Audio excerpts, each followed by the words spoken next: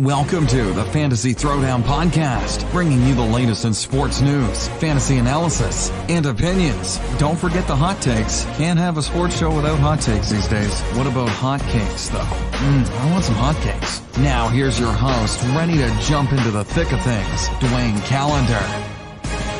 Good morning and welcome to the show, everyone. I'm your host, Dwayne Callender.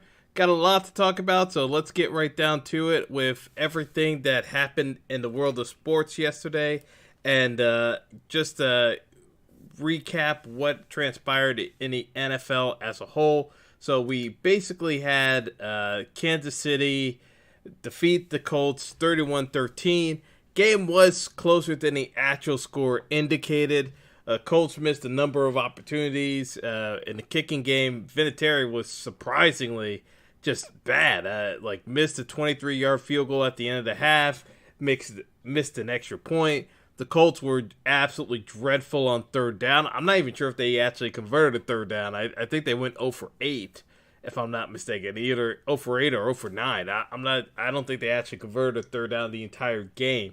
KC's defense was better than expected. The pass rush was able to get home, and the Colts just could not mount any rushing attack with Marlon Mack, which I pointed out that I thought that the Colts were going to have to go to Nyheim Hines, but they never used Hines. I was very surprised by that. I thought Frank Reich failed to adjust to what Kansas City was doing. I thought that we were going to see a little bit more of a passing attack through the backfield against the Colts in the second half, but we really didn't get that at all. So a little bit surprising there in terms of how the game actually played out. But as a whole, Kansas City looked very, very good, especially on defense. On offense, they ran the offense through Travis Kelce. A lot of dump-off passes, like Kelce do his damage against Indy, who does not play the tight end well at all. I told you they were ranked 32nd against tight ends the entire season for a reason. They just don't defend tight ends well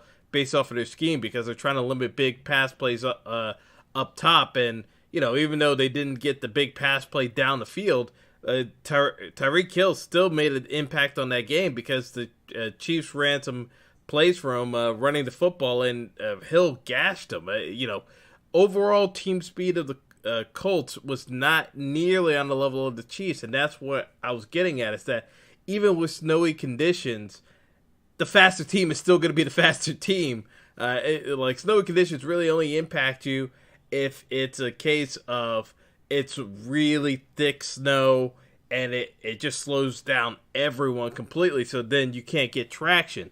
That makes a difference. That wasn't the case yesterday. It was just snowing in KC. It wasn't sticking to that point. So anyway, moving on, just because we got to get down to everything. We had the Rams beat the Cowboys 30-22. So the Rams did actually cover that 7-point spread.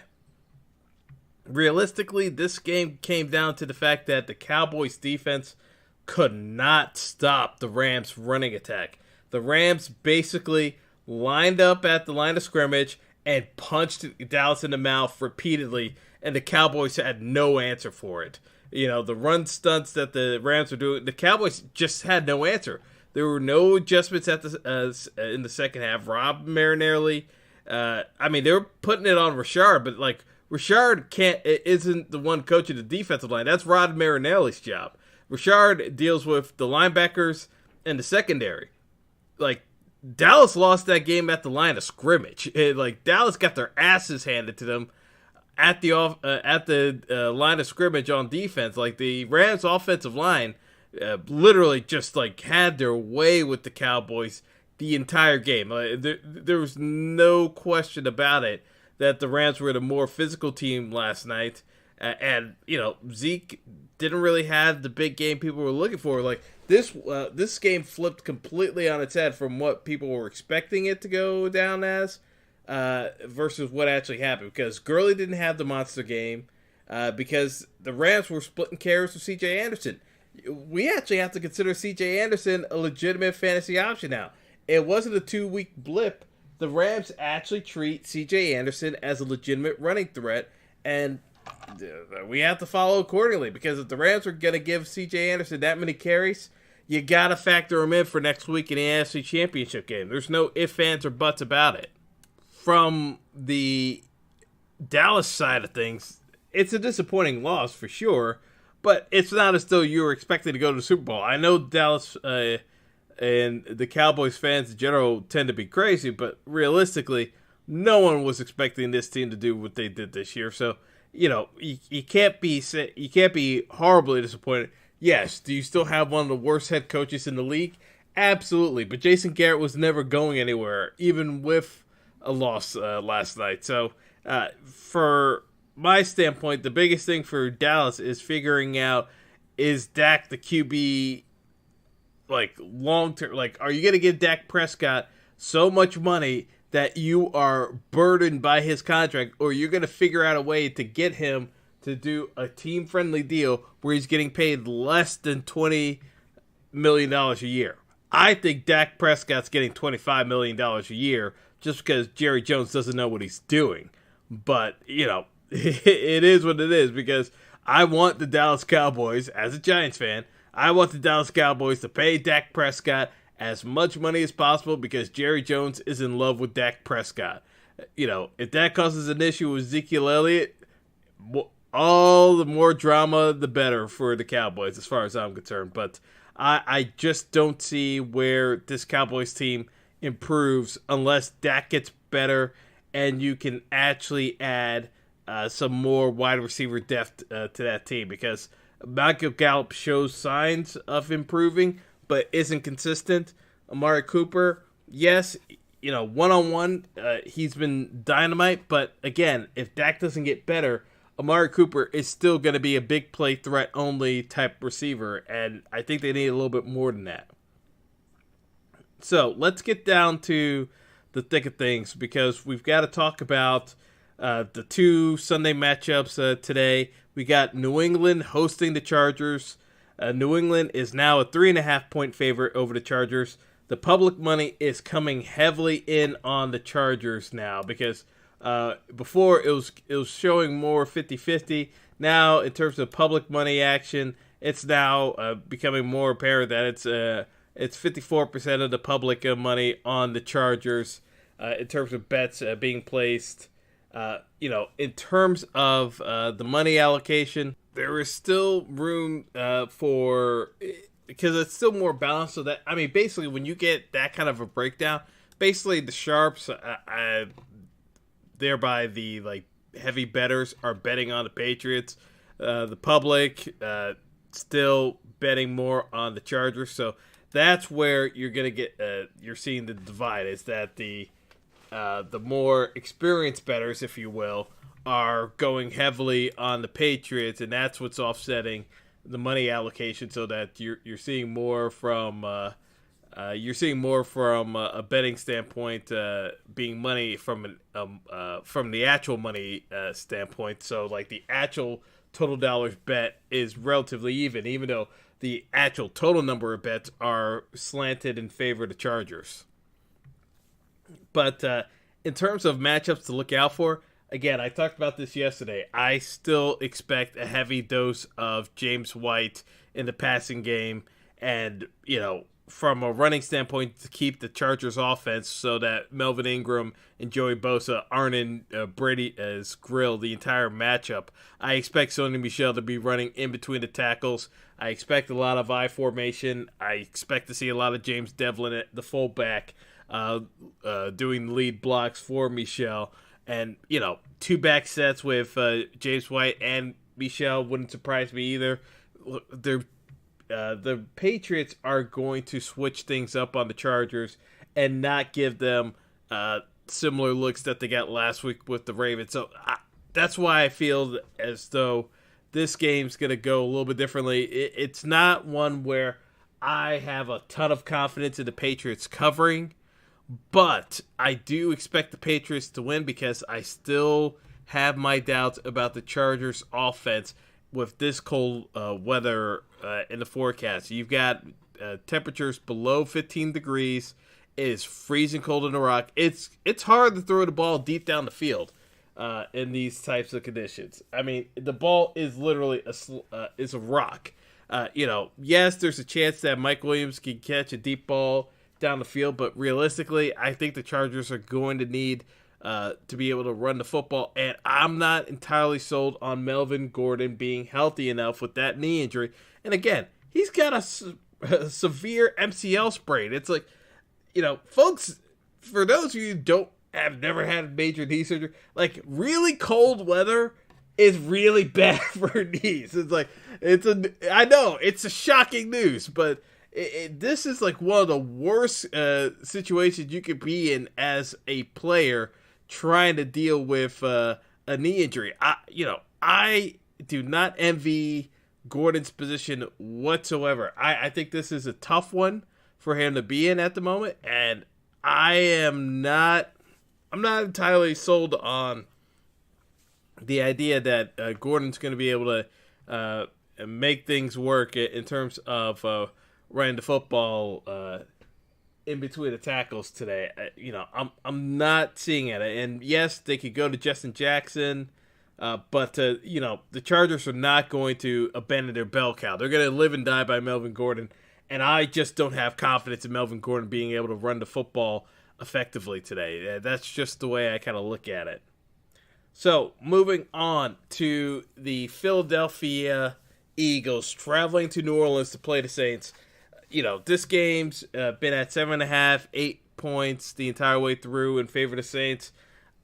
I told you before, folks, this should be a rout. I don't see a scenario where the Eagles stay in this game where it's not because they're just throwing the football because they're down multiple scores. I expect the Saints to be able to run the football on them, pass the football on the Eagles. Michael Thomas has enough matchup discrepancies against this Eagles secondary that Michael Thomas should have a big day. I expect a lot of Kamara. I expect Ingram at the goal line. I don't see scenarios where Philly is matching up well enough against New Orleans in the Superdome, mind you, where the Saints play their best football. I don't see a scenario where the Eagles can stay in this matchup. Yes, you can call me a hater all you want, but I logistically, I don't see a path for the Eagles to win this game unless the Saints just completely choke. That's it. It's like you're banking on the Saints choking is what this really comes down to. Me personally, I'm not I'm not one that is one for banking on people choking to be the end-all be-all of how a matchup's going to swing. So basically, it's one of those where I just have to take the Saints. It's like there's no way of avoiding this one. So like in terms of the action. The percentage of the bets, you got 53% of the bets coming in on the Saints. The money's coming in on the Saints as well. This line opened up at 10. The money it came in early on the Eagles because the public was betting on the Eagles. But then the rest of the experts and the money came in on the Saints late. I don't really see where the Saints don't cover this game. It requires, it literally requires just a complete and utter meltdown to have the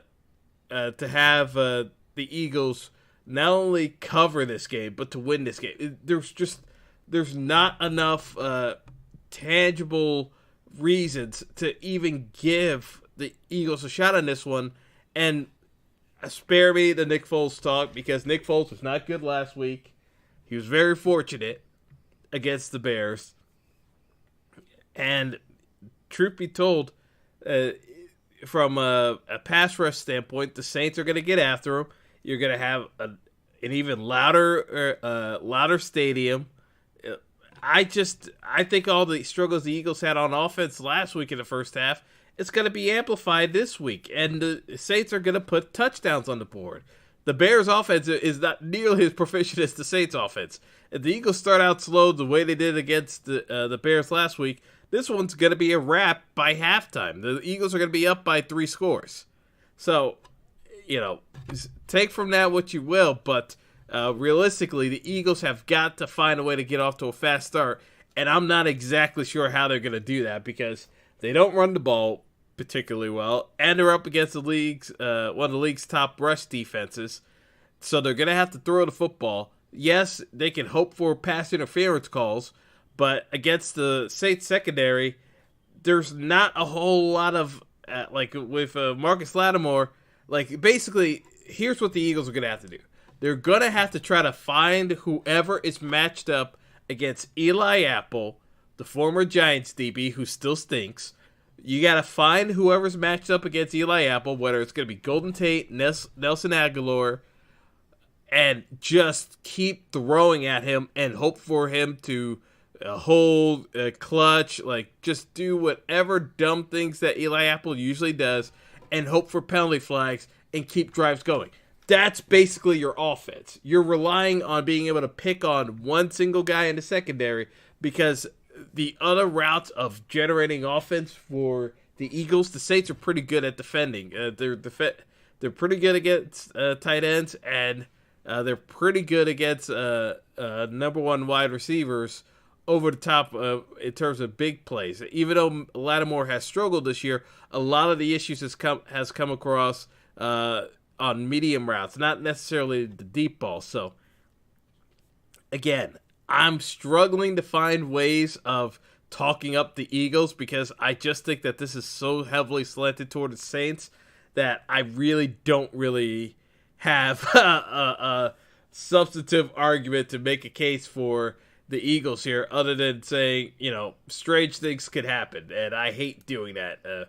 I like to be able to have some type of rationale for playmaking decisions. So, without much further ado, let's talk about the actual lineups today for the Sunday matchup. So, in terms of where I'm going with this, I do see myself starting Nick Foles at QB, not because Nick Foles is good, just because it's going to be such a blowout that I fully expect to see a lot of second half throws by Nick Foles to get his team back in it. So I would look at Nick Foles and Alshon Jeffrey, or I would say even if you're looking at Nelson Aguilar or Golden Tate, like you got to pair up Foles with one of those receivers. Preference would be on Tate and Aguilar, and you hope that they make catches. The problem with that is Eli Apple holds so much that you're probably going to see more cases of them drawing flags than actually catching passes. So that's the one thing that hurts them from a fantasy perspective. The other guy I would be looking at in that matchup today on the opposite side for the Saints would be Ted Ginn. Ted Ginn is fast. The Eagles secondary is not that fast, to be perfectly honest. It's a lot of backups. They can get burned over the top. The Bears really didn't take too many deep shots down the field, but when they did actually have some success. So my perspective on this is that Ted Ginn, especially on FanDuel, where he's min-priced at $4,500, is a must-play on FanDuel. DraftKings, he's $5,400, so not that expensive either. I still think you got to play Ted Ginn there, and you go from there. But, from my perspective, this is a matchup where, depending on how the Saints go, it depends on who gets the goal line carries between Ingram and Kamara. I would probably play both Ingram and Kamara, and then you can use James White as another running back there. And then from a pass catching standpoint, like I said, you got Aguilar, you got Aguilar, you got Golden Tate, and you hope for some of those matchups to kind of pan out. But in terms of the grand scheme of things, we can talk till we're blue in the face. There's no way I'm gonna ever recommend someone play the Eagles here when I know how bad the Eagles are. It's literally one of those where the Eagles, I I just don't see a path for them to actually get a W here. I really don't. So that is the bulk of my analysis. So again, 2 games late. We got interesting matchups ahead for the championship game because we had both the Rams and Chiefs hold on. So we'll see who makes it to the championship games next week. So I'll probably do another show later on to recap these matchups tonight and talk about some of the other things that happened in the world of sports over the weekend. We got some NBA news and a lot of talk going on in the Celtics right now, and not necessarily in a positive way. So that's all for now, but let's see how the games go today, and hope for a good one. Take it easy, folks.